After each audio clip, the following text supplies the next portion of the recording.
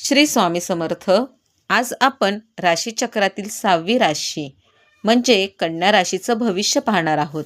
पण त्या अगोदर या राशीबद्दल जाणून घेऊया. कन्या ही द्विस्वभावी राशी षष्ठ स्थानाची घोतक असून बुध या बुद्धीच्या ग्रहाच्या अंमलाखाली येणारी ही रास आहे. ही रास अर्थतत्वाची आहे. बुधाच्या अंमलाखाली असल्याने ही राशी वायुतत्वाच्या तोडीची आहे. बऱ्याच वेळा शास्त्रीय रस संबोधना देतं.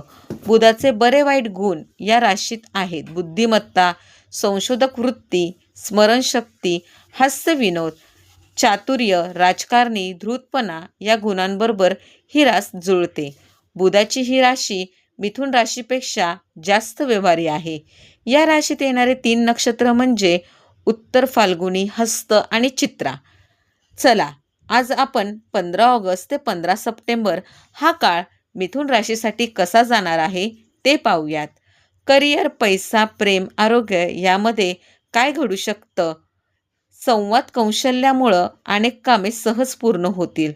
नवीन लोकांशी ओळख वाढतील आणि भविष्यात संधीही मिळतील. नोकरी करणाऱ्यांना नवीन जबाबदाऱ्या मिळतील. उत्पादनात वाढ होईल. कौटुंबिक वातावरण आनंदित राहील. हा काळ विद्यार्थ्यांसाठी चांगला जाईल. या महिन्यात विविध संधी चालून येतील. अशाच ज्योतिषशास्त्र भविष्य पाहण्यासाठी माझ्या चॅनलला सबस्क्राईब करायला विसरू नका. श्री स्वामी समर्थ.